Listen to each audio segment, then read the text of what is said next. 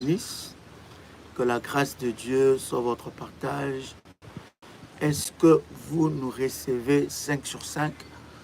Je voudrais que tu puisses inviter quelqu'un, invite un frère, invite une soeur pendant ces instants. Il fait très... Ça passe sur YouTube. Sur YouTube. Voilà. Donc on peut partager ça dans les réseaux. Exactement. Donc il fait très très chaud ici en Guadeloupe. Que Dieu vous bénisse de partout où vous êtes connectés. Dites-moi si vous me recevez 5 sur 5. Si vous entendez le son de ma voix, nous voulons avancer dans la présence de notre Seigneur. Est-ce que quelqu'un me reçoit 5 sur 5? Alléluia. Commencez déjà à partager le lien. Partagez le lien et dites à quelqu'un que nous sommes connectés. Est-ce que vous nous recevez 5 sur 5? Partagez le lien auprès de toute la grande famille révolutionnaire, auprès des bergères. Chers bergères, partagez le lien. Shalom, shalom, shalom. Que la grâce de Dieu soit votre partage. Nous vous bénissons dans le nom de Jésus-Christ. Le Seigneur est glorieux, Dieu est le Tout-Puissant. Est-ce que vous nous recevez 5 sur 5? Partagez le lien, dites à quelqu'un que nous sommes déjà connectés ici. Nous sommes juste en train de mettre un peu bien les choses.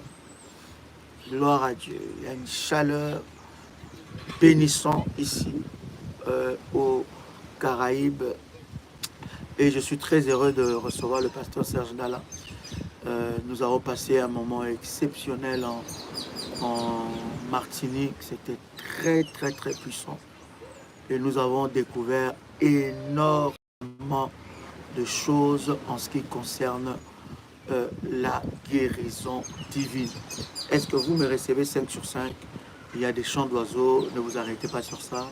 Il y a de vagues, il y a la mer juste derrière nous. Et c'est beau d'être dans un paysage où la gloire de Dieu est là. N'est-ce pas, pasteur? Exceptionnel. Exceptionnellement. On est béni d'être là, au milieu de révolutionnaires. Et on a passé de très bons moments depuis qu'on est arrivé. Et comme on dit, la suite sera encore plus merveilleuse. Et aujourd'hui, on va essayer de, comme on dit chez nous, on va ouvrir les... On va éventrer les bois. On va éventrer le bois. On va faire du maquerel spirituel. Le maquerel spirituel, dans le bon sens, hein, parce que maquerel, ça fait un peu... Mais dans le très très bon sens, on va partager des moments d'exception. Alors, ne regardez pas la transpi, des fois, il y a un fort soleil, donc... J'ai fait l'erreur de mettre un t-shirt noir. Fallait pas, mais bon. Donc, ne vous arrêtez pas sur ce détail-là. Que la grâce de Dieu soit sur vous. Nous vous bénissons au nom de Jésus-Christ. Nous sommes convaincus que nous sommes dans un temps de grande grâce et de grande bénédiction. Et nous voulons parler de tous les sujets avec le pasteur Serge Nala. Et le Seigneur est en train de nous bénir d'une manière exceptionnelle. Restez en ligne, et partagez les liens. Invite quelqu'un, invite une personne, invite un frère, invite une sœur pendant ces instants glorieux dans la présence de Dieu. Pasteur Serge. Voilà.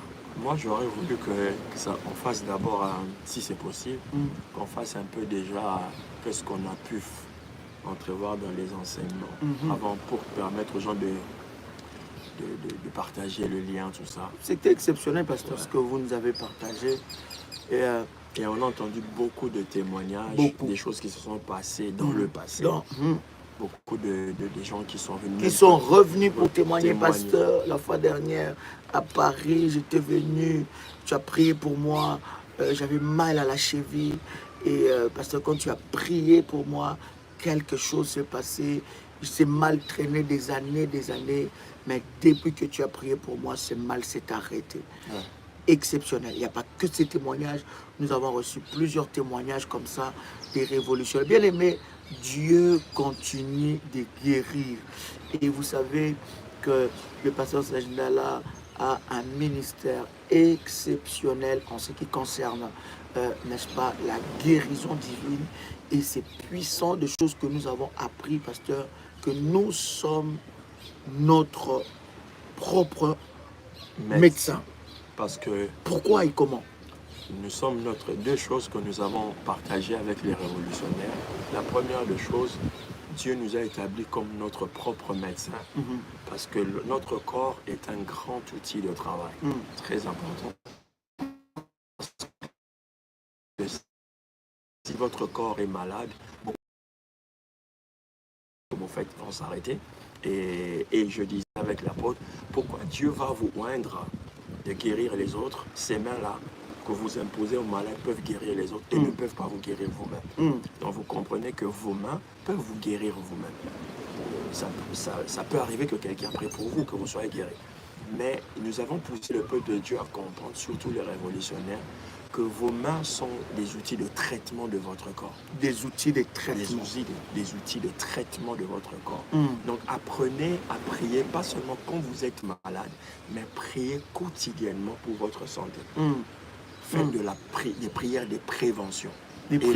Et ça, j'ai aimé, pasteur, parce que quand vous nous avez parlé des prières de prévention, et surtout, vous nous avez amené à faire des alliances, même pas des sémences, des préventions. Parce que des fois, on s'est dit, je ne suis pas malade, ça va très bien, je n'ai pas de problème. Mais on ne sait pas ce qui arrive dans 2 ans. On ne sait pas ce qui arrive dans 3 ans. On ne sait pas. Comment nous devons nous protéger de ça? Quels sont les outils que tu nous as partagés, que tu vas aussi nous partager ici en Guadeloupe, pour justement entrer dans cette dimension de prévoir? D'ailleurs, il est de notoriété de comprendre que un visionnaire prévoit. C'est la raison pour laquelle nous prévoyons la retraite. Nous cotisons pour la retraite, pour que dans les derniers jours de nos vies, que la vie soit un peu plus facile. C'est la raison de la retraite. Nous avons des assurances. Ces prévoyances, en cas de panne de ta voiture, l'assurance intervient. Et nous faisons tout ça pour des choses, on va dire, éphémères. Mais en ce qui concerne notre propre santé spirituelle et physique, nous ne le faisons pas. Donc, il est de votre responsabilité d'avoir un couloir, un boulevard, de faire des sémences, de créer un système spirituel, des sémences qui permettent à ce que vous allez puiser dans cette réserve lorsque votre corps est en danger. Et c'est comme ça que nous avons insisté sur le fait que le corps, plus vous prenez de l'âge, plus il aura besoin des soins. Plus vous prenez de l'âge, plus votre corps aura besoin d'être protégé.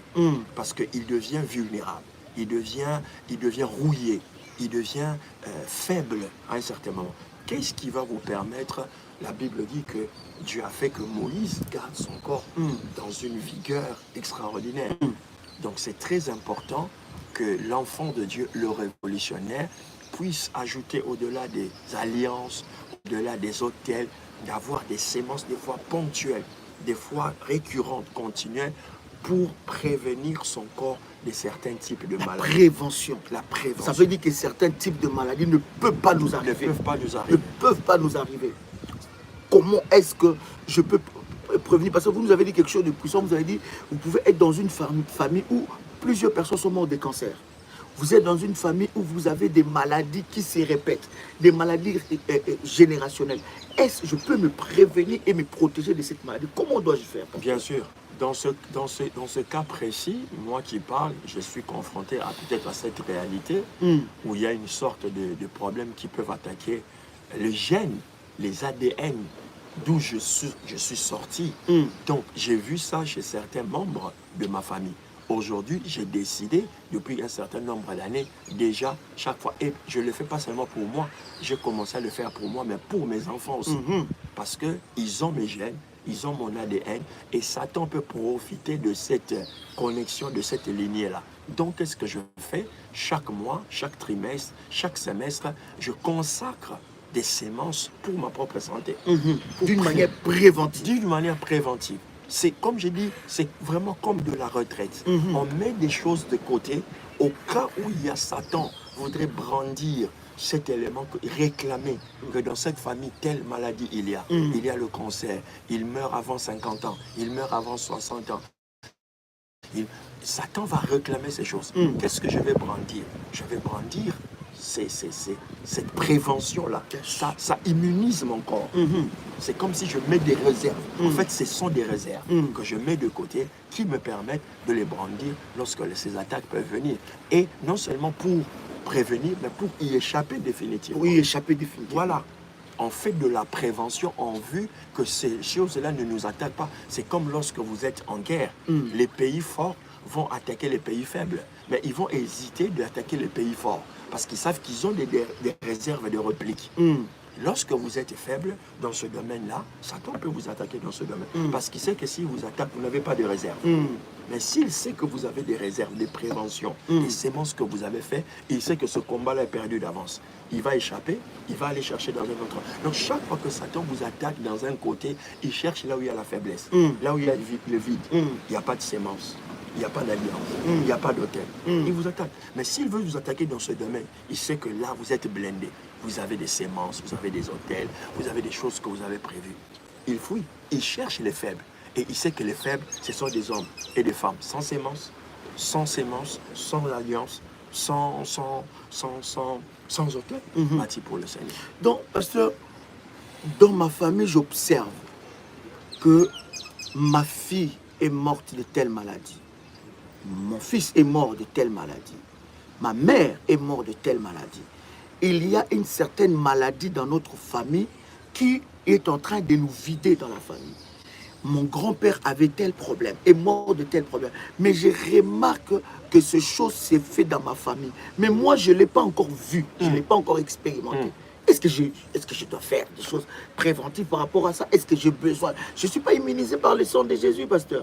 Est-ce que, puisque je suis enfant de Dieu, est-ce que je suis obligé de faire cela? Parce que c'est pas développer la peur, la crainte, ou bien ça doit être un message codé de Dieu pour dire qu'il faut faire quelque chose. Vraiment, apôtre, merci beaucoup pour cette question parce que c'est un enseignement que les gens un argument que les gens utilisent pour essayer de perturber les enfants de Dieu et nous qui croyons au message des hôtels, des alliances, des sémences. C'est une continuité de ce que Dieu a toujours fait. Et le cas échéant que tu parles de la maladie, ça peut être un trompe-l'œil.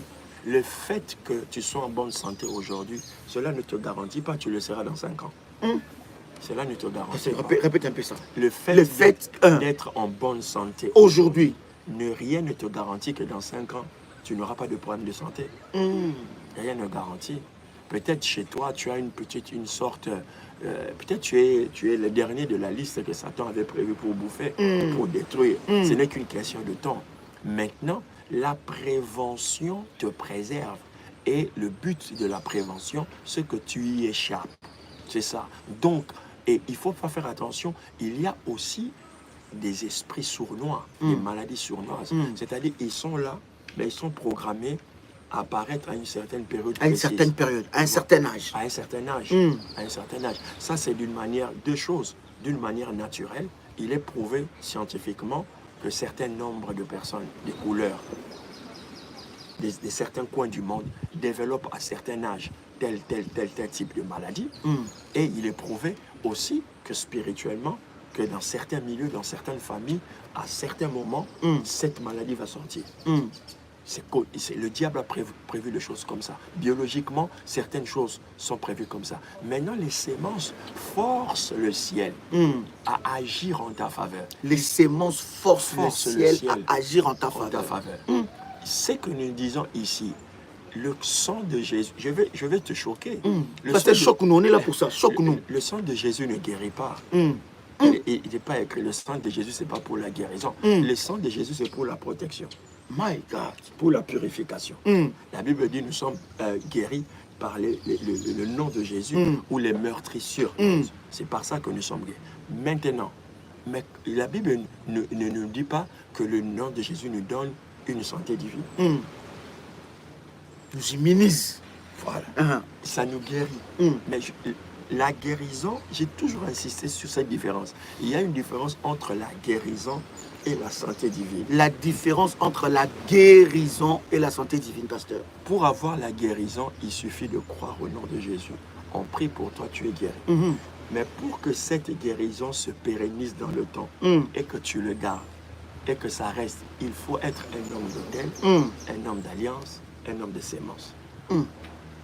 Donc quand tu es un homme d'autel, d'alliance, de sémence, là tu n'es plus dans la guérison, mais tu es dans la santé divine. Dans la santé divine, Comment, dans la prévention, dans la prévention, protection, dans la conservation de ce que tu as reçu. Parce que si tu n'es pas dans ces choses, ce que tu reçois, on peut te le prendre. Ou tu peux le perdre. Tu peux le perdre. Ou ça peut se dégrader.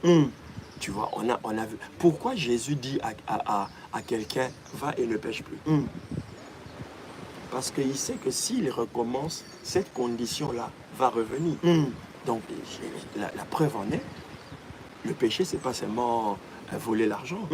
Le péché peut être aussi ne pas obéir aux instructions que Dieu t'a données. Exactement. Si Dieu t'a dit, toi, toute ta vie, chaque 3 mois, tu dois faire une offrande. Chaque 6 mois, tu dois faire une sémence. C'est une instruction. C'est une instruction. Et ta santé dépend de cette instruction-là. C'est comme le médecin, il peut vous dire, monsieur, ne prenez plus du sucre. Si tu t'entêtes à prendre du sucre, tu vas avoir des problèmes. Donc c'est comme si tu as des problèmes de diabète, par exemple, tu continues à prendre du sucre. Tu dis, ah, le médecin, il a parlé. Non, le médecin, c'est un spécialiste, mais Dieu est plus spécialiste que le médecin. Donc si Dieu te dit, fais une offrande, fais une sémence particulière, je ne parle pas d'offrande, je parle de sémence, dans le cas d'espèce, parce que là nous parlons de la santé divine pour les préventions de certaines maladies, et les maladies dangereuses, les maladies qui viennent de fois sans pour autant prévenir, ou elles sont déjà là sans parler. Elles sont déjà là sans parler. Vous savez, c'est les choses les plus dangereuses. Comment, pasteur? Les maladies qui sont là sans parler. Vous n'avez aucun signe. Même quand vous allez voir un médecin, il vous dit, il n'y a rien, madame. Et pourtant, elle est là. Pourtant, elle est là. Et pourtant, tu sens certaines choses. Elle est en mode incubation. Elle est en incubation. Ça se dit, ça se travaille. C'est comme des cellules, des gens qui veulent monter un coup.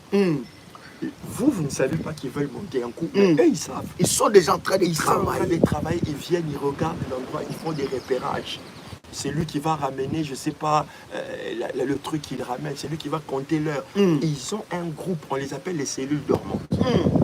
Elles fonctionnent, mais elles dorment. Et pour le jour, boum, ça se manifeste. Ça se manifeste. Et il y a des maladies comme ça. Et des fois, le médecin, quand vous allez chez le médecin il dit, madame, c'est déjà trop tard. On a déjà entendu des histoires. Des maladies sournoises, en mode d'incubation. En mode d'incubation. Ça, c'est le médecin qui parle là. Dans nous, les maladies qui évoluent silencieusement. Voilà. Donc, ça ne fait aucun bruit. Que Dieu te bénisse, docteur Nanou. Voilà. Ça ne fait aucun bruit, vous n'avez aucun symptôme, on ne voit rien. Même le médecin peut vous rassurer. Vous pouvez sortir du cabinet d'un médecin et vous dire, madame, les trucs n'ont rien donné. Pourquoi je le dis ça? Parce que le deuxième aspect qu'on a dit, vous êtes le médecin de votre corps, mais vous êtes aussi le prophète du temple. Vous êtes le médecin de votre corps, mais vous êtes aussi les prophètes du temple. Le prophète et le prêtre du temple, parce que votre corps est le temple du Saint-Esprit. Waouh, pasteur. Vous voyez? Ça, c'est des choses que je n'ai jamais entendues quand on parle de la guérison, de la santé divine. En ce moment-là, pourquoi? Et c'est un moment-là, Dieu a besoin des enseignements que vous donnez, l'apôtre, la spiritualité. Ça veut dire que vous êtes médecin, c'est la science de Dieu. Mais vous êtes prophète, c'est la spiritualité. Dans le cas des maladies sournoises, Dieu maintenant peut utiliser deux choses. Il utilise vos sémences pour combattre cela, pour vous sortir cela, pour vous prévenir de là. Ou soit il vous révèle. C'est pourquoi vous pouvez venir en consultation. Il faut venir en consultation. Comment chaque mois, peut-être pas chaque mois, chaque fois que l'homme de Dieu est là, même si vous n'avez rien vu, venez en consultation. De la même manière, on vous exige à 50 ans, il faut qu'on vous fasse tel examen, tel check-up. Spirituellement, venez en au check. Donc les consultations, les entretiens prophétiques, ce sont des checks. C'est des checks. on vous touche, on prie pour vous, parce que c'est les maladies. Mais parce que je n'ai pas besoin, je n'ai pas de problème. Non. Je n'ai pas de problème. Daddy vient tout le temps ici. Je vais partir la prochaine fois. Je n'ai pas de problème, pasteur. Est-ce que je dois partir pour qu'il puisse... Je veux le voir au live. Parce que c'est sournois. Ah, ah. C'est sournois. Elle ne se détecte que spirituellement. Elle ne se détecte que dans le check-up. Et pendant le check-up, le rôle de la sémence, c'est de déclencher cette visibilité-là. Ce qui était invisible, c'est qui, voilà, la spiritualité médicale. Tu vois, en tout cas, que Dieu bénisse. De la Vega. De la Vega. La spiritualité Alléluia. médicale. Il nous a enrichis. Ah. Il nous a enrichis. Révolutionnaire. Ah, ça, c'est une vraie révolution. Alléluia. Donc, la sémence, merci Saint-Esprit, la sémence est l'élément déclencheur de détecter ce qui était invisible. Ce qui était sournois. Ce qui était sournois, ce qui était silencieux. C'est l'élément détecteur. Détecteur. Ça déclenche. Ça veut dire c'était caché. Satan voulait cacher ça. Et la sémence dit, on va voir là, Daddy, il arrive. Et automatiquement, tu ne comprends pas. Daddy te dit, je veux que tu fasses 3 jours de prière. On va t'envoyer des instructions par la modératrice. Mais tu ne comprends pas. Et pourtant, l'homme de Dieu a été connecté avec ta maladie qui est sournois. Et l'élément déclencheur de cette connexion, c'est ta sémence. Nous sommes en Guadeloupe, bien sûr. C'est là. Mais pasteur, vous nous avez dit quelque chose de puissant. Bien aimé, nous sommes en Guadeloupe, nous commençons les entretiens demain le matin. Et le soir, nous avons une séance clinique spirituelle. Ça sera puissant avec le pasteur Serge Dalla. Nous commençons vendredi le soir, samedi la journée. Donc on a 2 jours. Vous êtes en Guadeloupe. Ne manquez pas, c'est puissant. Vous êtes formidable, les révolutionnaires. Ne manquez pas. Vous avez toutes les informations en ligne. Cher berger, donnez-moi un numéro de téléphone et puis l'adresse où se trouve, n'est-ce pas, notre événement qui va se passer à partir de ce vendredi. Nous sommes présentement en Guadeloupe et le Seigneur Dieu se manifestera fortement. Cher berger, donnez-moi un numéro de téléphone pour toutes les informations, n'est-ce pas, par rapport à ces 2 jours de puissance et de gloire. Et c'est exceptionnel ce que nous avons appris avec le pasteur Serge Dalla, et la Guadeloupe est bénie pour ce 2 jours que nous aurons dans la présence de Dieu. Bien-aimés, ne manquez pas. Ne venez pas non plus seul. Invitez vos frères et amis à venir expérimenter. Voici un numéro de téléphone, plus 596 696 51 56 03. Je répète encore, plus 596 696 51 56 03. Pasteur, est-ce que Dieu s'est soucié de notre santé? Wow. Ça, c'est une question extraordinaire. D'ailleurs, Dieu a mis dans ton cœur, si ce n'était pas le cas, Dieu n'allait pas le faire. Dieu a mis dans ton cœur, dans les prochains mois, les prochaines étapes, de commencer à organiser grandes écoles de guérison. Écoles de guérison, yes. Des grandes écoles où on enseigne le matin, on guérit les malades le soir. Yes. La santé est un problème majeur pour Dieu. C'est vraiment parmi les priorités dans le plan de Dieu dans la vie de l'homme. La raison pour laquelle Dieu veut que l'homme vive dans des meilleures conditions. Et lorsque vous regardez, lorsque Jésus vient, il détaille le plan de Dieu pour l'humanité en disant le Saint-Esprit m'a oint pour guérir les malades. La première des choses que Dieu se soucie aussi dans le corps de l'être humain, c'est sa santé. C'est d'ailleurs la raison pour laquelle les États responsables, parmi les budgets les plus importants dans un État responsable, c'est la santé. Parce que si vous avez une population malade, l'économie est par terre. Et ces maladies-là, ce n'est pas seulement les maladies corporelles, c'est aussi les maladies psychologiques. Si vous avez un nombre de fous élevé dans un pays, qui va penser?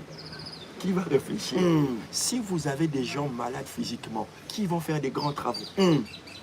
C'est pourquoi vous allez voir, des fois certainement, dans certains domaines, on va recourir à la main-d'œuvre extérieure parce que la population de cet endroit-là n'est pas physiquement opérationnelle. Wow. Lorsque un père est affecté par une maladie, ça affecte la santé de la famille. La santé de la famille. Lorsque une mère est affectée par une maladie, ça affecte la santé des enfants. Ça affecte le fonctionnement d'une famille. Lorsque une entreprise est affectée par les problèmes de santé de son personnel, ça baisse le chiffre Ça d'affaires. baisse le chiffre d'affaires. Il y a un manque à gagner. Donc la santé est un problème essentiel, majeur pour une population, pour un pays et surtout pour un enfant de Dieu. C'est essentiel. Est-ce que c'est une priorité pour Dieu? Vous nous avez dit quelque chose de puissant que je vais dire aux révolutionnaires. Vous nous avez dit, aucun plan de Dieu ne peut se réaliser dans un corps malade. Aucun. Donc ça dépend même de notre destinée. Ça dépend. Tout ce jour-là. C'est pourquoi, quand Dieu trouve que vous n'avez plus d'importance sur la terre, il vous rappelle à lui. L'une des raisons pour lesquelles Dieu nous ramène, parce qu'il estime que votre corps, votre vie sur la terre n'a plus d'importance. Si vous restez comme ça, vous serez susceptible de devenir attaqué de ça et là. Et Dieu aime sa gloire, il protège sa gloire, il va le préserver, il va vous rappeler à lui. Parce qu'il ne veut pas que la honte s'abatte. On dit, ah, comment un enfant de Dieu peut souffrir? Ça fait mal quand on voit un enfant de Dieu souffrir autant d'une maladie. Ça fait mal. Quand on voit un enfant de Dieu souffrir autant d'une maladie. Donc c'est une préoccupation essentielle, la santé de Dieu, la santé divine. Je dirais qu'il n'y a pas de prospérité sans la santé divine. Wow. Il n'y en a pas. Il n'y a pas de prospérité sans santé divine. La santé. Je veux que tu prospères à tous égards, comme prospère l'état de ton âme. Donc la santé psychologique et physique est liée à la santé, à la prospérité. C'est deux notions que tu ne peux pas dissocier. C'est la raison pour laquelle vous allez voir les hommes riches, plus ils ont l'argent. Je l'ai dit, apôtre. Bien sûr. Remarquez qu'il y a certaines thérapies dans certaines maladies. Les hommes, les personnes pauvres n'y accèdent pas. N'y accèdent pas. Il y a certains, vous avez parlé de certains traitements. Certains traitements, si vous n'avez pas de moyens, vous n'y accédez pas. Simplement parce qu'elles coûtent cher. Et certaines opérations, si vous n'êtes pas couvert par, je ne sais pas, votre système, tout ce que vous avez mis de côté par rapport à où vous travaillez, votre pays, c'est compliqué. C'est la raison pour laquelle, dans les régions du monde, où il y a moins de systèmes de santé établis pour une population, on voit beaucoup de miracles. Wow. Parce qu'ils n'ont pas de support qui peuvent les prévenir de ces maladies. Et ils s'accrochent à Dieu. On a vu des mamans dans certains coins du monde qui n'ont pas de diagnostic, mais qui tiennent, qui sont forts. Mais quand tu regardes la vie de cette femme, tu verras que sa vie est liée aux autels, à la prière, aux sémences.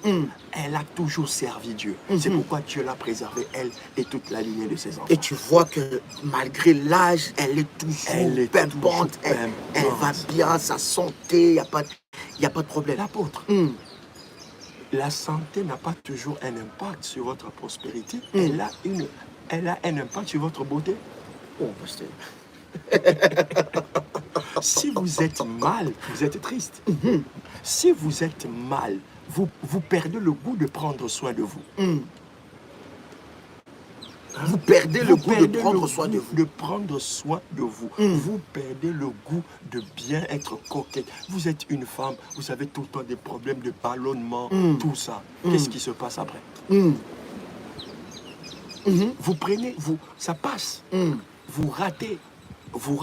Donc c'est très important pour votre vie de comprendre cette réalité-là et de vous dire que si ma santé je ne fais pas attention, ce que je vais endurer, ça va vous prendre la force, ça va vous prendre l'énergie, ça va vous prendre l'éclat même. Mais pourquoi nous, enfants de Dieu, pasteur, nous négligeons trop l'aspect de la santé? Nous ne sommes pas prévoyants Et lorsque nous parle par rapport à la santé divine, parce que vous nous avez dit quelque chose de puissant que je voudrais que tout révolutionnaire puisse souligner. Le pasteur Serge Ndala a dit qu'il y a deux dimensions. Je vais vous faire voir ça. Regardez-moi ça. Regardez-moi ça. Ça, c'est quoi? On appelle ça quoi? Tiguan? Un tiguan. Waouh. Ah, je crois. Waouh, waouh, waouh. Vous avez vu ça? Maman, maman, maman, maman, maman. Bon, si c'était toi, si tu as jamais vu ça, tu allais crier Fire! Fire 3 fois. Tiguan! Je te dis, Fire! Sors! Bref, on revient. On revient. Alors, je disais, pasteur, pourquoi nous, enfants de Dieu, nous négligeons iguane, hein? Iguane, voilà. J'ai dit iguane. Iguane. C'est iguane. Iguano. Pasteur, pourquoi nous, enfants de Dieu, nous négligeons l'aspect de la santé? Pourquoi nous, enfants de Dieu, nous n'avons pas des alliances, des sémences par rapport à la santé? Pourquoi nous sommes toujours surpris? Le médecin est allé diagnostiquer, il a vu quelque chose de mal. Le médecin, il a vu comme si un petit cancer commençait à se développer. Pourquoi nous sommes tellement ignorants, pasteur, dans ces domaines-là? Pourquoi nous, chrétiens, nous sommes tellement ignorants? Vous nous avez parlé des systèmes établis dans le monde. Il y a des systèmes d'assurance. Vous payez l'assurance par rapport à votre maladie pour vous prévenir à certaines maladies. Vous prenez des traitements préventifs. Mais pour enfants de Dieu, Jésus est mort à la croix. Ouais. Par ses mères précieuses, nous sommes guéris. Nous n'avons pas besoin. Je n'ai pas besoin de faire ça. Ah bon, je dois encore faire. Non, non, non, c'est pas normal. Parce que pourquoi nous sommes autant négligents, pasteur? Je pense que tout ce que les enfants de Dieu négligent est dû à l'ignorance. L'ignorance, déjà, c'est quelque chose. Et cette ignorance, des fois, c'est voulu, c'est poussé par le diable. Parce que les choses les plus importantes, Satan a tendance à vous pousser à les négliger. C'est pourquoi le message des hôtels est combattu. Tu vois, le message des hôtels est combattu. Et c'est combattu par des pasteurs. Mais c'est terrible, pasteur. C'est combattu. Vous allez entendre des pasteurs vous dire ce genre de choses. Le nom de Jésus. Moi, je dis toujours aux gens, amenez-moi dans l'église de ces pasteurs-là qui combattent les messages des hôtels et des délivrances. J'entre dans leur église. Vous allez voir peut-être ses collaborateurs et la moitié de l'église vont avoir des démons. Dans l'église où on ne pratique pas la délivrance, où les gens ne bâtissent pas des hôtels, vous allez voir aussi il y a beaucoup de pauvres. Beaucoup de pauvres. Et des problèmes spirituels. Et des problèmes spirituels. Donc, le débat ne se situe pas au niveau des gens qui combattent. Le débat se situe au niveau des choses que toi, tu veux savoir. Il ne faut pas focaliser ton attention sur ce que le diable veut que tu ignores. Parce qu'il a attrapé son monde. Mais toi, si tu as besoin... Alors, l'une des raisons, simplement, parce que Dieu sait que ton problème de santé est lié à ta destinée. Les problèmes de santé est lié à la destinée. À ta destinée. Un corps malade n'accomplit pas la volonté de Dieu. Un corps malade, pasteur. Un corps malade n'accomplit pas la volonté de Dieu. N'accomplit pas la volonté de Dieu. Je veux vous choquer parce que ici on est dans ce monde. Vous savez que Jésus n'a jamais été malade. Nous, après on va argumenter. Je n'ai pas besoin d'argumenter. Mais notre Seigneur n'a jamais été malade. Donc il a vécu 33 ans sans maladie. Sans maladie. Donc au-delà de la guérison, c'est que nous on pousse au peuple de Dieu de croire qu'ils peuvent vivre le reste de leur vie sans être malades. C'est possible de partir avec la vigueur, de partir... Vous savez, c'est une charge lorsqu'on devient malade, psychologique dans la famille. Papa, explique-nous, tu nous avais dit des choses fortes, ça a choqué beaucoup de gens. Oui, tu deviens une charge. Tu deviens une charge. Tu deviens une charge. On te met dans un coin, on vient prendre des soins de toi, on t'échange des pampers, tout ça là, à la limite on te porte, tu deviens une charge. Et ta charge a un impact, des incidents sur les gens qui viennent. D'autres doivent prendre des vacances. Parce que tu deviens une charge. Alors, pour éviter, Dieu nous a pas appelés à devenir une charge, Dieu nous a appelés à être une bénédiction. Je veux que ma santé reste une bénédiction pour ma famille. Et mon problème, je ne veux pas sombrer et de ne pas croire à ce que Dieu a dit. Je veux me battre par mes sémences, par mes alliances, par mes hôtels, à garder un très bon état de santé morale, psychologique, physique et au-delà de tout, spirituel. Je veux vivre comme Moïse a vécu. Moïse a vécu, pasteur. Avec la vigueur. Est-ce que vous savez que le problème de santé peut avoir va avoir un impact sur votre vie sexuelle? Pasteur, lorsque vous êtes malade, le goût de faire l'amour part. Ça part. La force. Et vous avez une belle femme à la maison qui a besoin de vous. Et vous n'arrivez plus. Vous vous réveillez le matin comme ça, le corps il est comme ça. Il ne demande rien. Il ne réclame rien. Vous-même, vous êtes femme. Vous regardez votre homme, il est là, il est viril, il est fort, il en a besoin. Mais vous, vous êtes là. Vous êtes malade. Le danger, c'est que Satan peut vous conditionner dans votre état en tant que femme. Commencer à dire, il me comprendra. Non! Il va prier pour vous, mais les besoins vont être là. Les besoins sont là. Les besoins, et ces besoins-là, ça ne part pas par la prière. Ça part quand on l'honore. Ça ne part pas par la Ça prière. ne part pas par la prière. Oh, je chasse ça.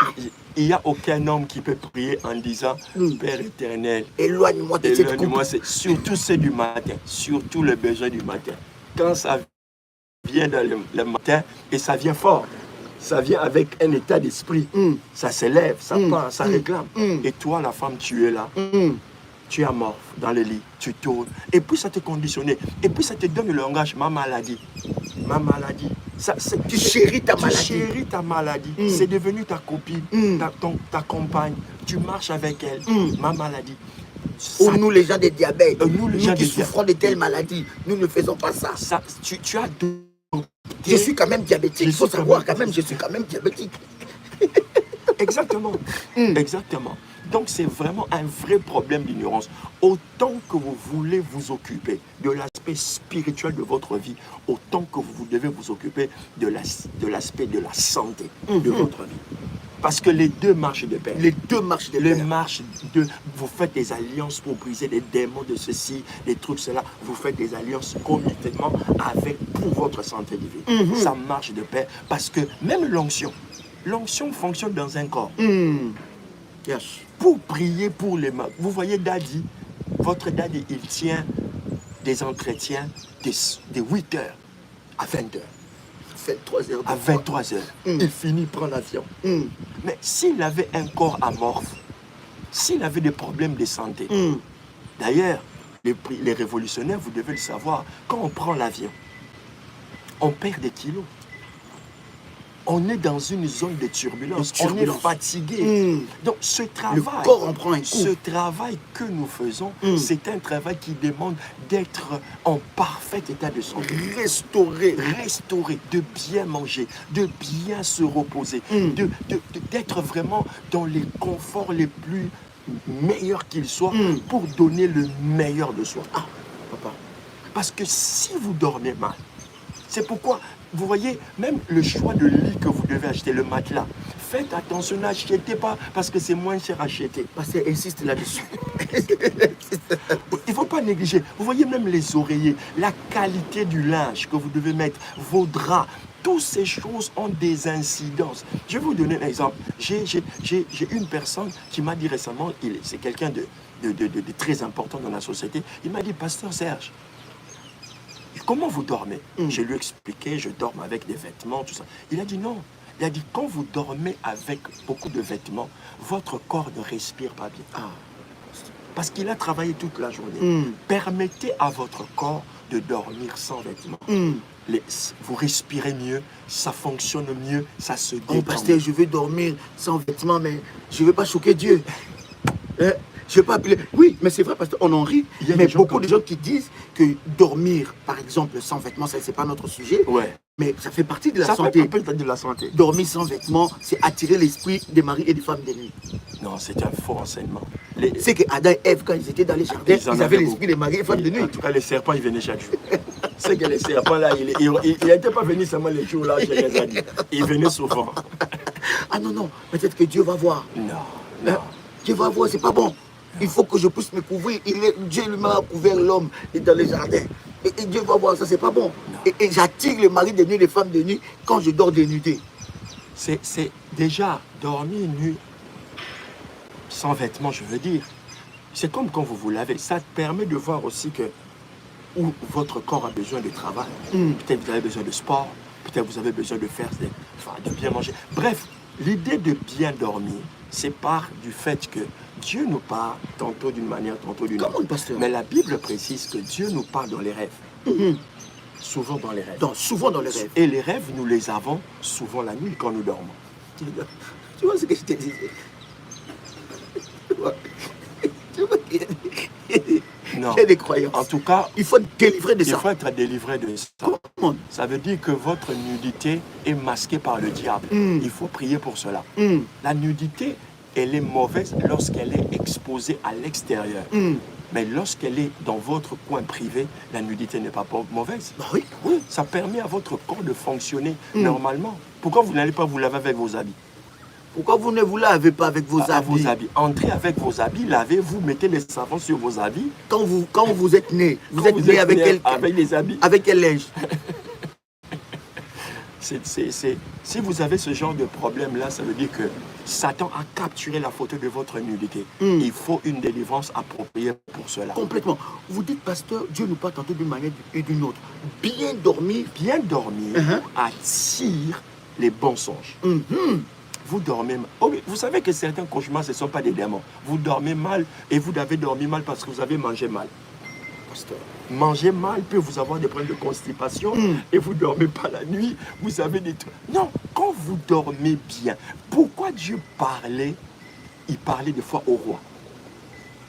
Remarque, apôtre. Remarque, il y a des grandes révélations du monde. Dieu ne les a pas données aux prophètes. Dieu est parti chez les prophètes pour l'interprétation. Mais ceux qui ont reçu les rêves, c'est les rois. Parce que les rois dormaient bien. Les rois dorment. Il y a la musique, il y a tout. Il voit la beauté autour de lui. Et quand il va dormir, Dieu vient et lui parle. Si tu dors mal, tu confonds les rêves de Dieu et les cauchemars. Vous voyez? Et si vous dormez mal, c'est le sujet de stress. Vous savez qu'il y a des crises cardiaques silencieuses. Comment, pasteur? Vous dormez, vous faites une crise cardiaque sans que vous le sachiez et vous mourrez. À cause de l'état de stress très élevé. Très élevé. Ou d'une tension, ou d'une hypotension, hypertension. Est-ce que derrière le stress peut se cacher des esprits? Il se cache beaucoup d'esprits derrière le stress. Comment, beaucoup d'esprits. Moi, j'ai fait des alliances. C'est parti d'une décision. Des alliances. Et jusqu'aujourd'hui, j'entretiens ces alliances par des sémences en disant, je vivrai une vie sans stress. Je vois l'apôtre Kamba qui est là. Lorsque le diable, des fois, se lève contre lui dans le ministère, des choses, si on vous donne pendant une seconde, vous mourrez. Vous mourrez. Mais des fois, il est là, il sourit. Des fois, il est là, il dit, ça ira. Le Seigneur est au contrôle. Jamais rien ne le perturbe. Rien. Imperturbable. Aucun signe de stress. Focus. Si vous avez tout le temps des stress, cela provoque des crises de panique, d'angoisse, vous faites blackout, vous perdez la lucidité. Le stress, ça accélère le battement de cœur. L'anxiété, l'angoisse. Et c'est sujet de provoquer des maladies, des AVC, des problèmes de ce genre. Et cela aura un impact sûrement. Le battement de cœur qui commence à battre très vite, vous faites des angoisses, vous faites un AVC, vous êtes paralysé de votre côté droit, paralysie faciale, paralysie partielle ou paralysie totale à cause de cette anxiété. Inébranlable et daddy. Alléluia, alléluia. Mais pasteur, l'ennemi nous a masqué ces choses. Oui. Et c'est comme ça qu'il détruit beaucoup des enfants de Dieu. Pasteur, beaucoup des enfants de Dieu souffrent des cancers. Des palpitations. Des palpitations. Ouais. Et ces cancers-là a commencé par des petites choses insoupçonnées qu'on ne se rendait pas compte. Aujourd'hui, des enfants de Dieu sont prisonniers des maladies et des maladies. Ils prennent des traitements à vie. À vie. S'ils ne prennent pas ces traitements-là, quelque chose de mal peut arriver. Parce que, est-ce que vous voulez nous dire que Dieu peut guérir ces choses? Parce que vous nous avez parlé de la guérison. Oui, je suis guéri aujourd'hui. Mais ça revient demain. Qu'est-ce que je dois faire? Vous nous avez parlé de la guérison et de la santé divine. Donc ça veut dire que pour aller de la guérison et de la santé divine, il y a quelque chose que je dois faire. Bien sûr. Sémence. Ouais. Alliance. Ouais. Pour que je puisse maintenir cela. Comment est-ce que nous sommes voilés? Pasteur, je l'ai dit avec rage. des enfants de Dieu meurent, pasteur. Beaucoup. Ils vont à l'église avec leur maladie. Ils rentrent avec leur maladie. Ils ont des problèmes et des problèmes de maladie. Ils ont peur d'aller voir le médecin. Parce que hier, on avait dépisté telle chose. Aujourd'hui, on voit aussi autre chose. Qu'est-ce qu'il y a, pasteur? Apôtre, je veux dire déjà quelque chose de très important au niveau de l'église aujourd'hui. Les formats des cultes, les formats modernes des cultes ne permettent pas déjà aux pasteurs de prier pour les malades. Oh, pasteur. Vous êtes dans une église où vous commencez, admettons, le culte à 10h et vous finissez à 12h. Vous avez 2 heures. Dans les 2 heures, ça c'est une image un peu comme ça. 2 heures, vous avez 40 minutes, 45 minutes d'adoration, de louange, tout ça. On va donner au prédicateur 40-45 minutes. Quand est-ce qu'on peut prier pour un malade? La Bible dit les gens venaient des journées entières. Oh. C'est la raison pour laquelle le besoin d'avoir des cadres pour l'école de guérison. Des cadres pour l'école de guérison. Où les gens viennent le matin. Écoutez, lorsque vous allez voir un médecin, quand vous arrivez, vous trouvez des gens. Même si votre rendez-vous était à 16h30 et que par méga, il y ait du monde et qu'on dépasse, on vous recevra à 17h30. À 19h même. À 19h. Vous partez? Vous partez pas. Vous murmurez? Non. Parce que dans votre subconscient, vous êtes dépendant du médecin. Mais si on vous met cette chose-là dans le cadre de l'église, les gens refusent. Ça commence à prendre du temps. Hein? Ça commence à traîner. Ça commence à traîner. Ah bon. Tu vois? Ça fait 1 heure qu'il parle. C'est pas possible. Donc, ça veut dire que ni toi, ni cette cadre-là n'ont compris que l'onction de la guérison prend du temps. Ça, c'est la première des choses. La deuxième chose, il y a ce qu'on appelle, au niveau de la santé, l'hygiène de vie. L'hygiène de vie, pasteur. L'hygiène de vie. Sur le plan naturel, physique, l'hygiène de vie est importante. Qu'est-ce que tu manges? Comment tu manges? Les heures auxquelles tu manges? Qu'est-ce que tu bois? J'ai dit, comment tu dors?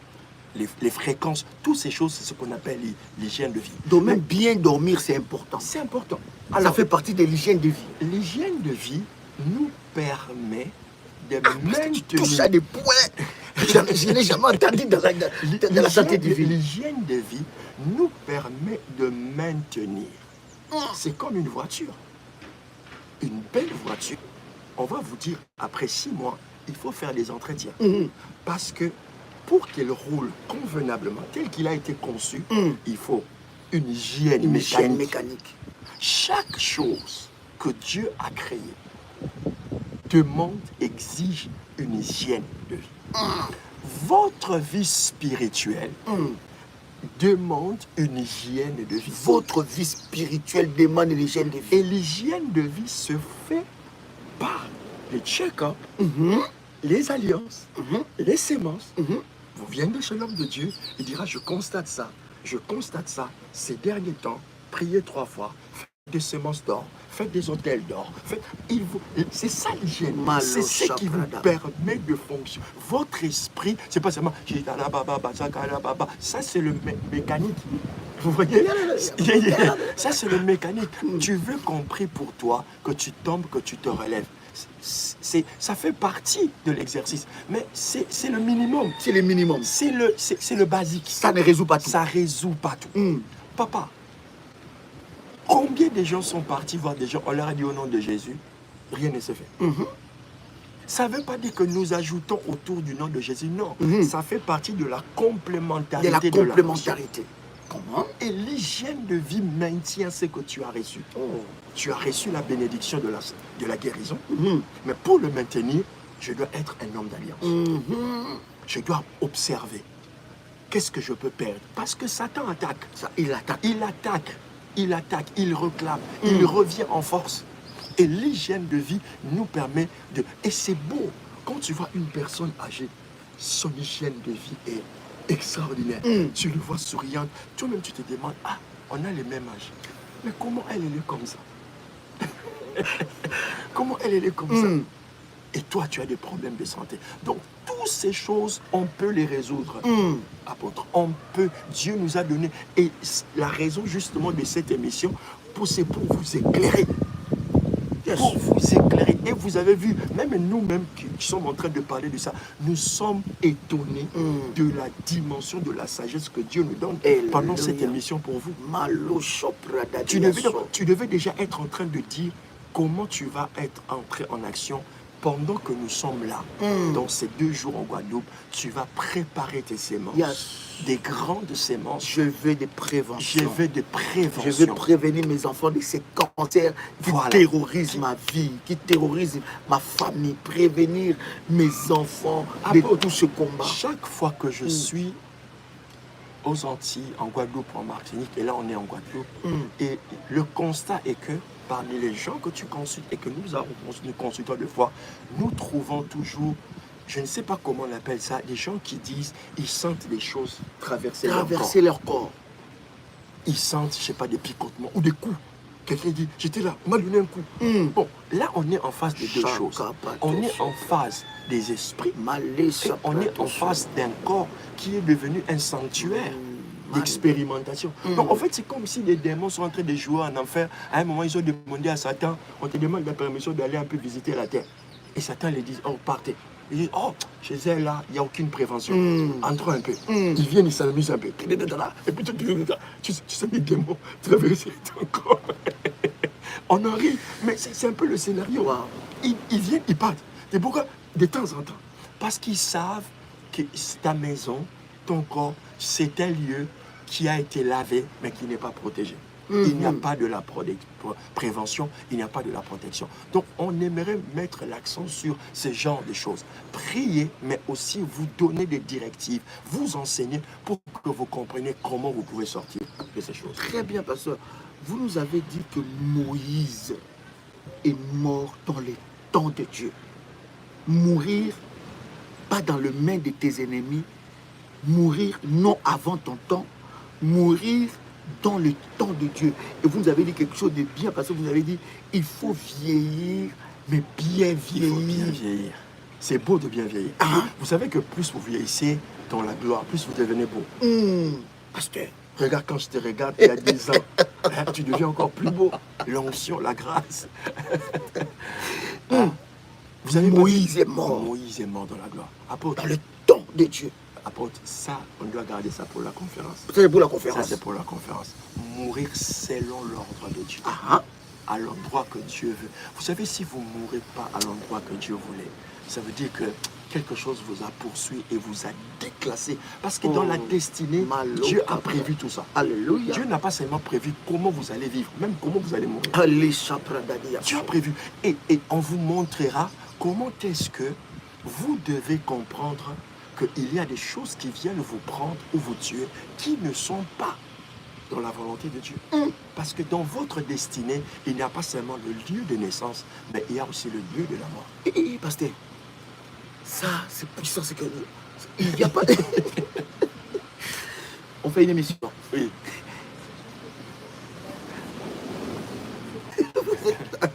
C'est les aléas du direct. Est-ce que vous êtes là? Alors, bien mourir. Bien il y a lieu de naissance, lieu que Dieu a destiné de mourir. Ouais. Pour ne pas mourir avant les temps. Et Satan va tout faire que tu ne naisses pas. Parce que l'endroit où tu nais te donne le sens de où tu vas partir. Oh. Waouh. Jésus de Nazareth. Mais il est né à Bethléem. Tu vois? Non, si tu es en Guadeloupe, ça... Non, il est mort à Golgotha. Il est mort à Golgotha. Mais le vent l'a menacé. On a essayé de le tuer. Il n'est jamais mort. Mais pourquoi?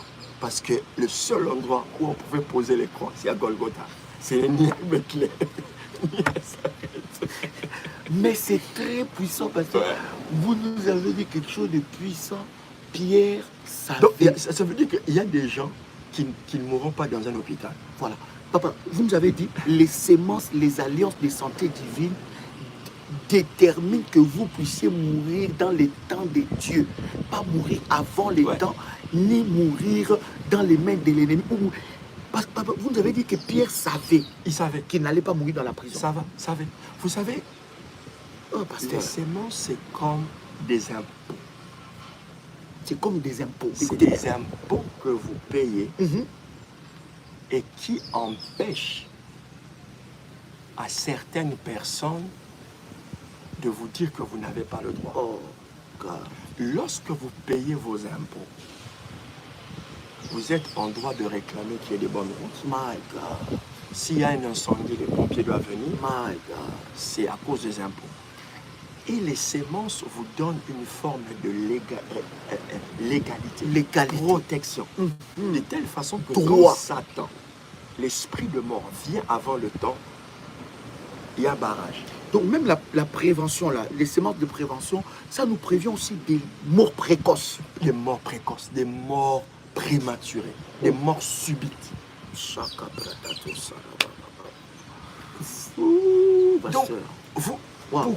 pourquoi Jésus, on ne pouvait pas le prendre? Parce que lui-même, il était la sémence. Aya kontra salima tuka. Lorsque vous-même, vous devenez une grande sémence, papa, maman, laisse-moi vous dire, c'est pourquoi vous allez voir des gens, ils entrent dans un bloc opératoire où ils voient un médecin. Les médecins lui disent, on ne sait pas. Lui, il dit au médecin, ça va bien se passer. Mhm. Parce qu'il sait que ce n'est pas son temps. C'est pas son temps. Mais quand il sait que son temps, il réunit sa famille, ses enfants, il dit, je vais partir. Il les sent dans son esprit. C'est comme ça que nous voulons partir. Tu sens que c'est ton temps, Oh. c'est ta saison. Vous savez, apôtre, il y a des gens qui le sentent, qui le savent, mais c'est juste que dans le langage normal, ils ne savent pas quoi le dire. Mm. C'est pourquoi vous allez entendre des fois après le départ de quelqu'un, les gens disent, oh, ce jour-là, quand il m'a appelé, je le trouvais bizarre. Il m'a dit des Il choses. m'a dit des choses. Il dit, ah, C'est comme s'il savait. c'est comme s'il savait. En fait, il savait. Oh. Mais son esprit et son corps n'étaient pas bien agencés pour que son corps comprenne le Oh. langage de son départ. Mais tout enfant de Dieu, Dieu l'a conçu pour qu'il sache quelque part dans son esprit le jour. Parce que Dieu ne peut pas faire des choses au hasard. Et les semences nous donnent accès, les hôtels, les alliances. Vous êtes un homme d'alliance. Vous êtes une femme d'alliance. Surtout si vous êtes toujours dans les catégories des alliances d'or. Vous êtes privilégié. Vous avez la primauté de l'info. La primauté de l'information. Cacherai Donc, Abraham, ce que je vais faire. Dieu ne peut jamais faire certaines choses sans vous le dire. Ça concerne votre destinée. Oh, pasteur. Et Dieu va vous cacher. C'est pour cela que nous ne voulons pas que ça reste seulement aux Caraïbes, que tout révolutionnaire de partout dans le monde se connecte à cela, se connecte à cette sémence, cette alliance préventive de santé divine. Il y a des orientations qui sont déjà données pour ceux qui ont fait les services, n'est-ce pas, en Martinique. Il y a des orientations exceptionnelles et nous avons eu Healing, en anglais, Healing School. Healing School. Donc, on a eu un temps de prière. Tu n'as jamais prié comme ça. C'était toi. Tu touchais aux choses. On a prié pour... Tu tapais, tu parlais. Mais bien sûr. Lève-toi, prends l'eau, voilà. fais un pas. C'est vraiment l'école. Nous voulons vous apprendre comment on... Vous savez, apôtre, comment, pasteur? On a dit, vous priez, vous imposerez les mains aux malades.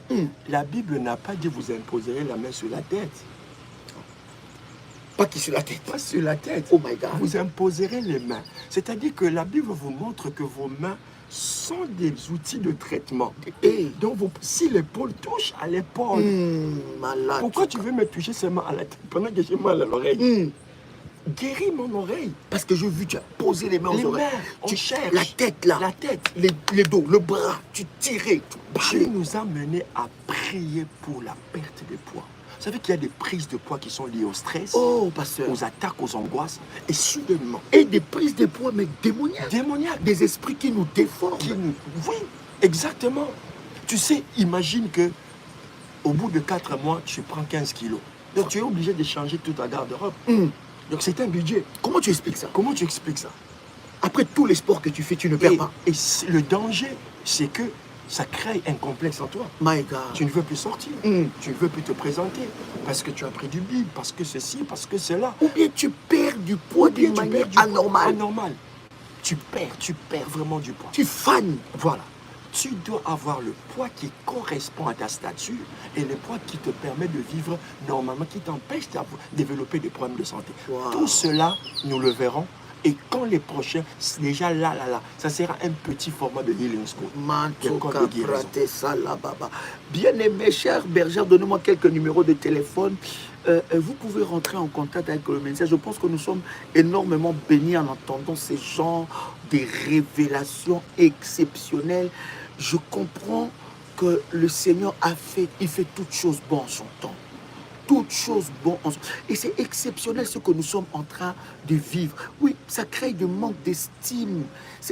Derrière de poids, le pasteur nous a dit que peut se cacher des esprits. Il peut se cacher énormément des esprits. Tu fais le sport, tu fais tout ce qu'il faut, tu te prives, mais tu ne perds rien. Apôtre, j'aimerais ajouter un élément très important. Comment, pasteur? Les maladies aussi, il faut les connaître et les dire. Parce que je donne juste le numéro, excusez-moi. Vas-y. Plus 596 696 51 56 03. Voilà. Parce que les maladies, il faut les connaître. Les maladies, il faut les... Vous allez voir dans la Bible, aucune personne malade n'est venue à Jésus en disant « Prie pour moi ». On nomme la maladie. On nomme la maladie. Ce qui est détectable est guérissable. Oh. Ce qui est reconnaissable est guérissable. Oh, God. Donc c'est pourquoi quand vous venez pour un problème de maladie, n'ayez pas honte. Écrivez-le même sur quelque chose. Parlez. Donc, parlez. Quand nous allons faire des healing schools, c'est comme ça. Parce que c'est comme dans un bloc opératoire. Vous voyez, je ne peux pas, pendant que je suis en train de guérir le problème des os, tu m'amènes un problème d'oreille. Ça perturbe l'onction. Donc, les gens des problèmes des dos, vous êtes dans votre groupe, on prie, on prie. On finit avec les gens des problèmes de dos. On voit les gens qui ont des problèmes de cancer, on prie. C'est comme ça, même on doit organiser l'espace de guérison spirituelle de façon que chacun de celui qui a un problème particulier soit dans son élément, soit dans son couloir. Donc c'est très important de connaître cette maladie, de le dire, de le nommer et de prier pour ça. Dieu peut te guérir. Amen. Et tu peux, après la guérison, établir une alliance, une sémence de santé divine, une assurance spirituelle. Te dire que voilà, dans ce problème, mes enfants n'en souffriront pas. Je vais mourir, vivre bien et mourir selon le temps de Dieu. Et les maladies que le diable peut amener pour m'amener à la mort, pour me détruire, détruire mon apparence, détruire ma santé. Tu ne respires plus bien. Tu ne comprends pas des problèmes qui s'amplifient de plus en plus. Aujourd'hui, c'était les doigts. Demain, ça devient la tête. Après, demain, c'est le dos. Ton corps est devenu un champ de bataille, d'expérimentation, de maladies maléfiques dans ton corps. Bien-aimé, ce programme est pour toi. Cher berger, donnez-moi quelques numéros de téléphone. Mais maintenant, par rapport à ce que nous avons parlé, tu peux prendre contact avec le berger. Tu dis, je vais, n'est-ce pas, avancer dans cette assurance, n'est-ce pas, pour la santé divine. C'est exceptionnel, c'est que Dieu est en train de faire. Il y a une grâce exceptionnelle. Le Seigneur va se manifester. Mais pasteur, est-ce que la stérilité est une maladie? Ah oui, la stérilité, c'est l'une des plus graves maladies qui existent dans la vie de l'homme. Stérilité physique, déjà pour une femme, ça peut être très dramatique, vécu comme un drame, et qui a des répercussions au niveau de sa vie personnelle. La stérilité peut être la source d'un blocage d'épanouissement d'une famille, d'un couple, d'un mariage. Et la stérilité prise sur le plan spirituel peut devenir quelque chose de grave parce que ça vous rend improductif. Et lorsque vous êtes improductif, vous avez l'impression d'être nul dans la société parce que vous ne produisez rien et les gens ne croient pas en vous. Les gens ne voient que vous ne produisez rien. Les gens vous fuient lorsque vous êtes stérile. Les gens vous fuient. Ils sont loin de vous parce qu'ils estiment que ce qu'ils vous donnent va sécher. Vous voyez? Tout ce que vous prenez meurt. C'est autant important. Et tout ce qui est sec, tout ce qui est sec, Dieu cherche à le délivrer, à l'arroser. Pourquoi Dieu parle de la rose? On arrose quelqu'un. La bénédiction est vue comme c'est comme vu comme la pluie qui arrose une terre aride. My God. Et lorsqu'on arrose une terre aride, et donc la stérilité, c'est dramatique. On le vit comme une drame. Et la stérilité, par exemple, chez une femme, lorsqu'elle est manifestée par des fausses couches. Vous savez comment les fausses couches ont un impact négatif dans l'âme d'une femme. Lorsqu'on a fait une fausse couche, 2 fausses couches, 3 fausses couches, on n'y croit plus. On n'y croit plus. On a des cauchemars. Toutes les femmes qui ont traversé des fausses couches ont été traumatisées. Et cela même peut vous pousser à ne plus à désirer avoir de l'enfant. Vous dites non, je ne veux plus traverser cette épreuve. Et on voit que derrière la stérilité, généralement se cache le diable. Est-ce que je peux faire cette alliance ou cette sémence pour mes enfants? Exactement. Pour mon mari qui ne croit pas, mes enfants qui ne croient pas. Est-ce que je peux le faire? Ou bien c'est que pour moi? Est-ce que c'est personnel? Ou bien ça peut toucher ma famille? Ça va toucher forcément votre famille. Mais l'apôtre, comment, pasteur? La révélation dans l'histoire de la stérilité, c'est quoi? Pourquoi Satan vient imposer la stérilité? Satan vient imposer la stérilité dans les gens qui sont susceptibles de produire des êtres exceptionnels. Wow. Wonderful. Wow. C'est la raison pour laquelle, regardez, tous les enfants qui sont nés des femmes stériles accomplissent de grandes choses dans la Bible. Tous les enfants qui sont nés des femmes stériles accomplissent de grandes choses. Sarah, Samuel, sa mère Anne. Exceptionnel. Exceptionnel. Tu verras. L'autre, c'était qui? Élisabeth, Jean-Baptiste.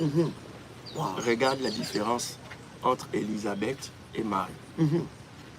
Marie ne pouvait pas, non, Marie ne devait pas avoir d'enfant.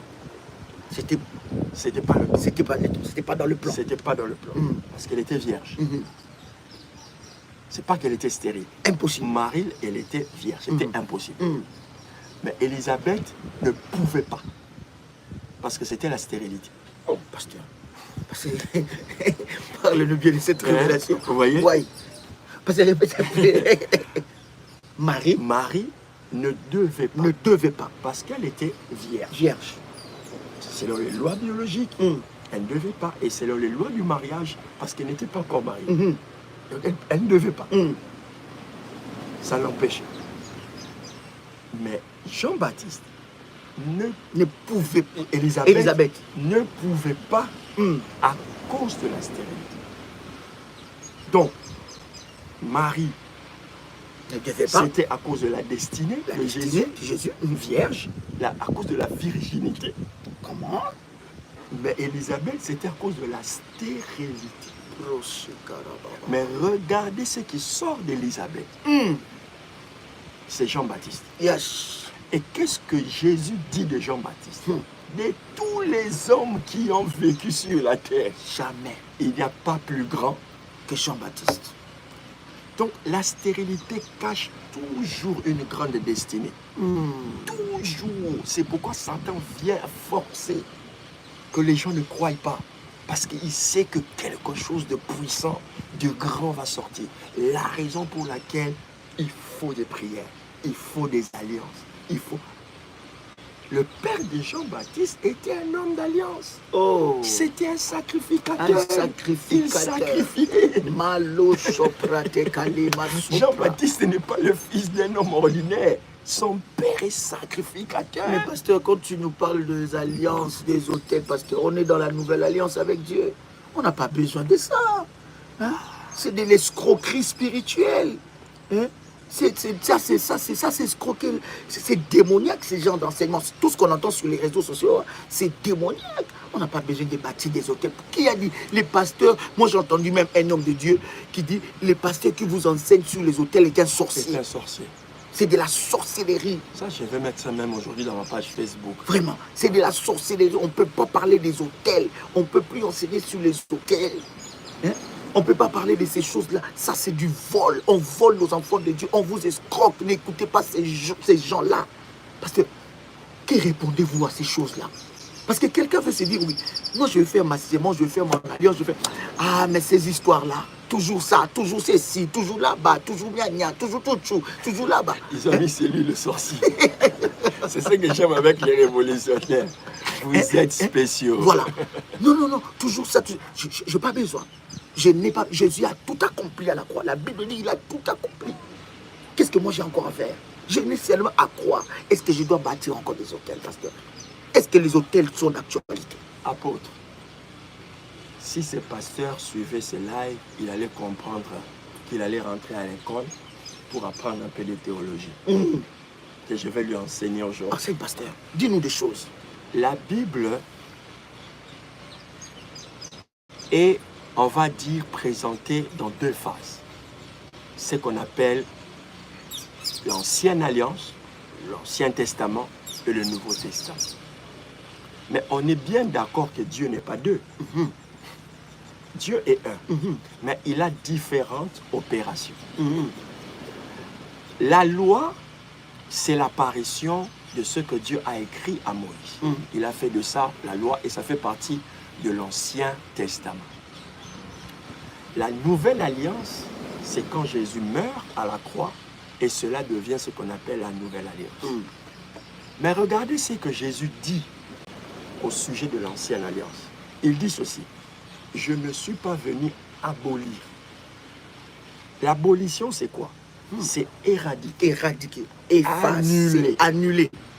Ne considérez plus. Jésus dit, je viens accomplir. C'est-à-dire, je viens lui donner beaucoup d'amplification. Je viens lui donner le certifier. Le certifier, le concrétiser. Ça veut dire, maintenant que je suis en vous, ces choses vont être encore plus vraies qu'avant. Comment? Mais nullement, il a dit, ne faites plus des hôtels, ne bâtissez plus les hôtels. Pourquoi? Parce que les hôtels n'apparaissent pas dans l'Ancienne Alliance. Ils apparaissent dans le livre de Genèse. Et le livre de Genèse n'est pas la loi. My God, pasteur. Parce que la loi commence avec Moïse. La loi commence avec Moïse, Exode. Dieu écrit les 10 commandements, il leur donne la loi pour organiser le peuple qui vient de l'esclave. C'est ça le but de la loi.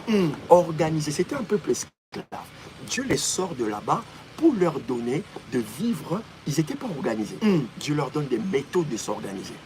Mais ils ne connaissaient pas Dieu, ils ne connaissaient pas vraiment. Ils ne connaissaient pas Dieu. Il fallait une méthodologie. Et la loi, c'est aussi l'organisation de la santé d'un peuple. Oh my. Le livre de Lévitique, c'est le livre de l'organisation de la santé d'un peuple. On avait des vases à l'entrée de ville. Il fallait laver les pieds des gens. Il ne fallait pas toucher une femme qui perdait le sang. Tout ça, c'est du Covid. De prévention de santé. Il fallait se laver les mains avant de manger. Tel produit, tu ne devais pas le manger. Tu ne devais pas manger du porc. Les gens sacrifiés. Toutes ces choses, c'était une loi d'organisation de santé. Un peuple béni, acquis par Dieu, est un peuple qui doit vivre une santé extraordinaire. Dieu leur donne les techniques. Qu'est-ce qu'il faut boire, qu'est-ce qu'il faut manger, comment il faut fonctionner. Bref, apôtre, les grandes lois du monde qu'on trouve dans la vie ne viennent pas de la loi, viennent de Genèse. La loi du mariage. Tu quitteras ton père et ta mère et s'attachera à toi et devenir une sœur. On trouve ça où? Genèse. Pourquoi maintenant les pasteurs qui disent que ça c'était l'Ancienne Alliance, quand il s'agit de célébrer le mariage, ils se réfèrent aux histoires de l'Ancienne Alliance? Pourquoi ces pasteurs qui parlent de dîme, ils se réfèrent à Abraham? Parce que Abraham, lorsqu'il fait l'acte de la dîme, il n'est pas dans la loi, il est dans la révélation. Donc c'est un faux débat. Lui, il avait dit que ces pasteurs qui prêchent ça, c'est des sorciers. Moi, je lui dis, lui, c'est un mensonge cousu de fil blanc. C'est vraiment un mensonge, alors un mensonge théologique. Manque de révélation. Manque de révélation. Et chaque fois que tu manques de révélation, tu tombes sous les coups des chrétiens. Parce que finalement, les gens croient, parce qu'ils ont une audience, ils ont la vérité absolue. C'est une erreur. La popularité n'est pas la vérité. La popularité n'est pas la vérité. J'ai une grande audience, les gens me suivent, donc ce que je dis est forcément vrai. Non. Je peux avoir une grande audience, mais ne pas avoir la révélation dans certains domaines. Bien sûr. Et c'est aussi une forme d'expression de la peur.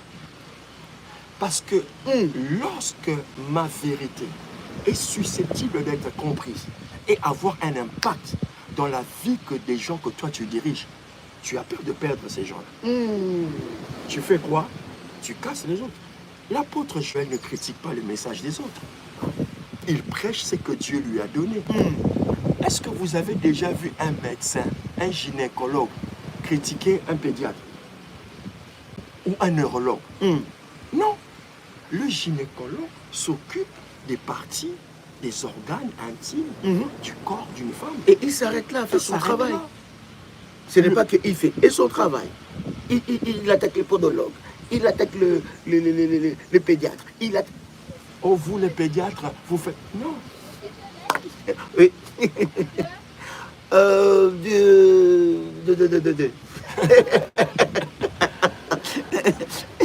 Donc, vous comprenez que c'est une histoire maquillée par des vérités bibliques, mais dont le fond est de jeter le discrédit sur des personnes qui ont un message. Que nous avons toute la connaissance. Non. La Bible dit, vous connaissez en partie et vous prophétisez en Non, partie. je suis un grand pasteur, j'ai une audience, j'ai des gens qui me suivent, mes réunions sont Il est grand pour Donc ces gens. j'ai une grande connaissance. Il est grand pour ses enfants. Je dois répondre à tout.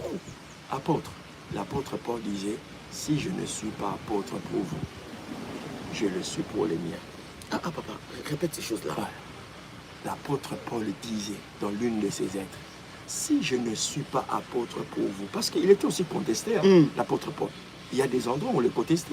Mais il a dit, si je ne le suis pas pour vous, je le suis pour les gens, mes enfants, les églises que moi je dirige. Oh, Donc, je vais le dire un peu comme ça cruellement, on s'en fout de ton opinion. On s'en fout vraiment. Moi, je m'en fous, éperdument. Et je n'entre pas dans la guerre, mais on doit protéger l'enseignement que Dieu nous a donné. Amen. C'est pourquoi on en parle. La révélation. La révélation. Et je vous ai expliqué ici que la Bible ne se contredit pas. L'ancien ne combat pas le nouveau, ni le nouveau combat l'ancien. Le Saint-Esprit ne combat pas Dieu. Jésus n'est pas venu dire, bon, moi j'étais mort à la croix, Saint-Esprit maintenant, toi. Non, c'est toujours la complémentarité.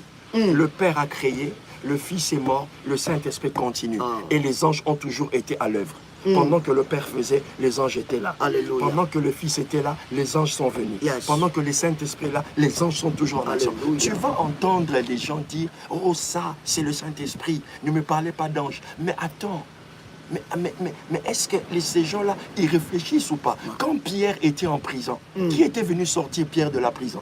C'est le Saint. La Bible dit bien, un ange est venu, il a libéré.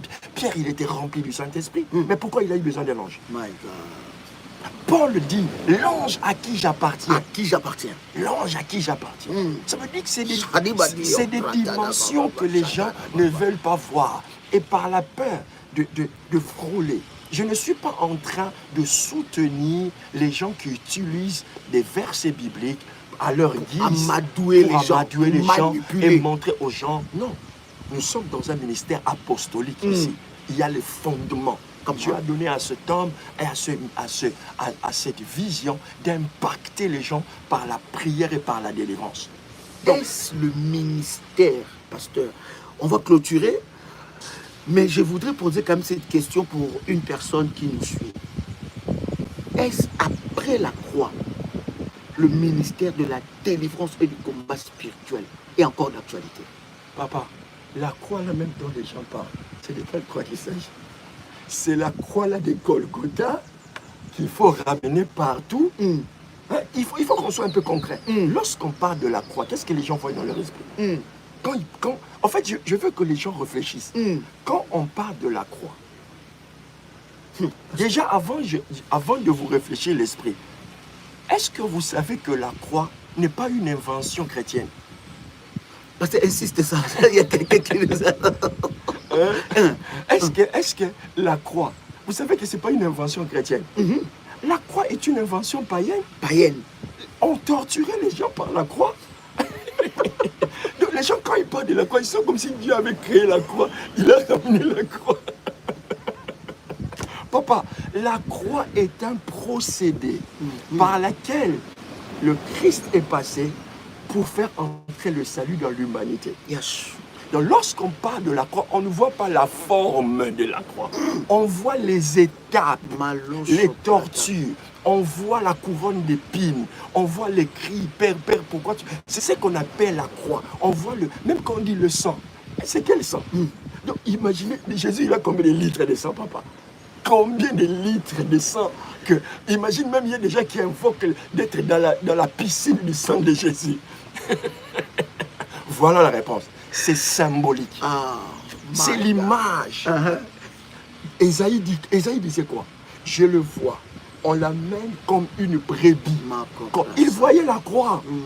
Il voyait la croix, c'est le symbole. Il voyait qu'il allait être tellement déchiré comme la viande. Il a dit comme l'agneau. Donc la croix, c'est d'abord l'esprit. C'est la vision, c'est l'esprit. Donc du coup, ta question c'était encore quoi? Est-ce le ministère de la délivrance, voilà, après la mort et la résurrection de Jésus-Christ, après vous avoir dit je vous ai donné le pour, est-ce que le ministère de la délivrance et du combat spirituel est encore d'actualité? Devons-nous combattre encore le diable? Mais papa, si nous ne devons pas combattre le diable, pourquoi il y a tant de problèmes? Jésus, pourquoi lui-même, quand il finit de faire son travail, il vient nous donner une instruction, un commandement. Il dit, le Saint-Esprit, voici votre mission, vous les apôtres, ce que vous allez faire. Premièrement, voici les signes qui accompagneront ceux qui auront cru. La première des choses qu'il cite, il dit, ils chasseront les démons. Ça, c'est après la résurrection. Hein? C'est après la résurrection. Donc, si l'histoire des démons, ce n'est plus d'actualité, Jésus ne nous donne pas cette recommandation. Il a fait le travail qui nous sert de l'aimant, de nous en approprier pour continuer à faire le travail. Il dit, vous chasserez les démons, guérissez les malades. Papa, si quelqu'un ne chasse pas les démons dans son église, cette église est remplie de démons. Remplie de démons. Quelle que soit l'organisation, quel que soit le nombre de personnes. Le nombre de personnes. Une église où on ne chasse pas les démons, frère, faites-moi entrer là-dedans. Vous allez voir, même les assistants des pasteurs, le pasteur va être étonné. Papa, je te raconte histoire vraie. Raconte, papa. Je vais taire le nom. Je vais à une église, dans une église, d'un homme de Dieu connu. Je tais son nom. C'est une réunion de la semaine. J'entre, il y a service. Je prêche pendant 30-40 minutes et je sens dans mon esprit de prier pour les gens. Je commence à prier, je chante, je prie. L'onction descend. L'onction tombe sur la femme du pasteur. Frère, histoire vraie. L'onction tombe sur la femme. Les manifestations. On n'a jamais publié ces photos. On n'a jamais publié ces images. Je crois que l'homme de Dieu était très embarrassé. Les démons qui se manifestent. Papa, les gens le tenaient comme ça. On l'a tenu. C'était... Et depuis ce jour, cet homme de Dieu, il y a une froideur. Une froideur. Et pourtant, tu ne l'as même pas imposé à sa femme. C'était loin. J'étais dans un autre coin. Papa, qu'on ne vous trompe pas. Une église qui ne pratique pas un homme ou un. Vous savez, il y a différents types d'onction, apôtre. Comment, pasteur? Tu as le type d'onction quand tu vas dans un territoire.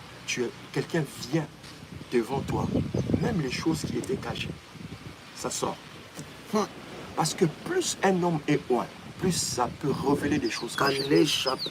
Comment les gens qui étaient à l'époque des pharisiens,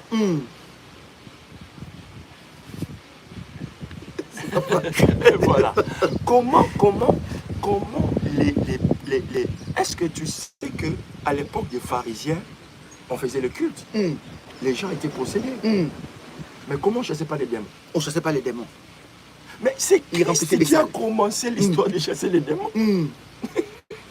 Les démons n'ont pas commencé à exister après. Mais personne n'avait l'onction Donc les démons, ils disaient avant Christ, les démons avant l'arrivée de Christ sur la terre. Oui, mais les démons étaient Personne n'avait l'onction. Mais oui, personne. Même les pharisiens, personne n'avait l'onction.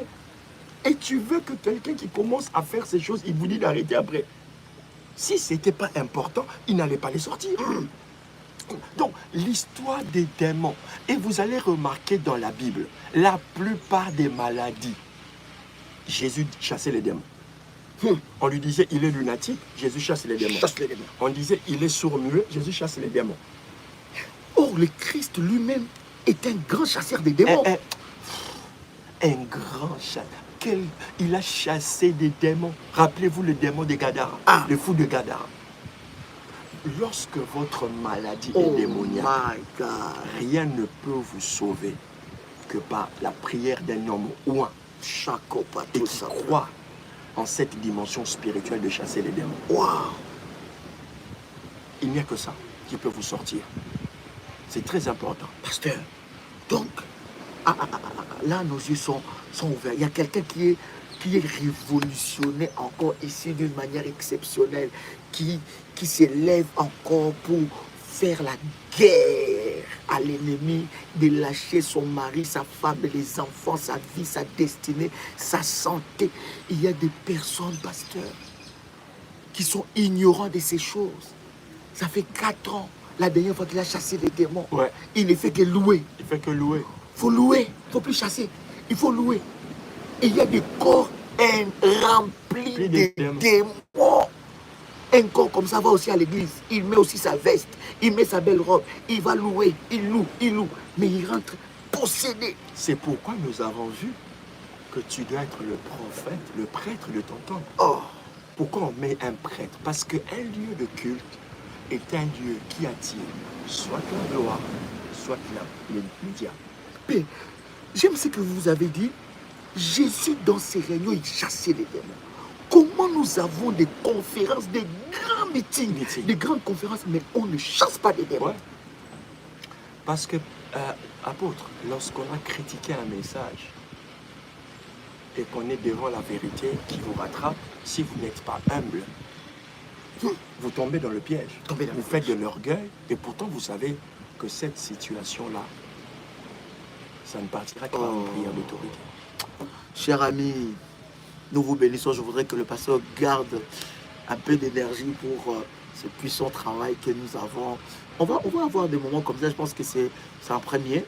Et que Dieu nous donne grâce que demain, après les petits déjeuners comme ça, qu'on ait un temps de bénir le peuple de Dieu. C'est vraiment une grande bénédiction. Nous sommes en Guadeloupe, je disais, vendredi, samedi, nous avons 2 réunions d'exception. Vous pouvez rentrer en contact avec le bergère. Donnez-moi encore quelques numéros. Et puis l'adresse, vous pouvez rentrer en contact avec le bergère pour justement venir à ces puissants moments que nous avons dans la présence de Dieu. Le pasteur Ndala, comme on aime l'appeler, les tontons des révolutionnaires est là. Et ça sera des moments puissants, puissants, puissants et glorieux dans la présence de Dieu. Nous finissons ici en Guadeloupe. Dimanche, nous sommes à Paris. Dimanche, Paris, ça va bouger. Dimanche, je suis avec le pasteur Ndala. Exceptionnel pour les serviteurs. L'esprit du Père dans la maison. Oh, yes. L'esprit du Père dans la maison. Beaucoup échouent. Parce que même vous qui êtes révolutionnaire en Guadeloupe, en Martinique, au Gabon, en Côte d'Ivoire, il n'y a rien de plus important que Dieu regarde sur la transmission de l'héritage spirituel. La Bible a été conservée à cause de l'esprit de transmettre. Yes. C'est la raison pour laquelle on conserve. Yes. Et on parle de Dieu d'Abraham, d'Isaac et de Jacob. Yes. Le Dieu de Père, le Dieu des alliances, les dieux de l'esprit du Père dans la maison. Et on va parler de ça, ça va être extraordinaire. Alléluia, alléluia. Que Dieu vous bénisse. Un numéro de téléphone pour toute information, plus 596 696 51 56 03. Que Dieu vous bénisse. 2 jours, vendredi le soir, nous avons une réunion de délivrance, de guérison. Samedi le matin, parce que nous reprenons après le vol le samedi. Et les dimanche, nous sommes à Paris. Voici l'adresse de ces 2 jours que nous avons ici en Guadeloupe. Caraïbes Hôtel, Pointe de la Verdure, route des hôtels, 97 190 Les Gosiers. Que la grâce de Dieu soit sur vous. Vous êtes à Paris, 10 rue Félix Piat, Champigny-sur-Marne à 16h. 10 rue Félix Piat, Champigny-sur-Marne à 16h. Nous serons avec le pasteur. Nous allons clôturer cette émission à Paris. Ça sera puissant et surtout c'est les dimanches de la Pentecôte.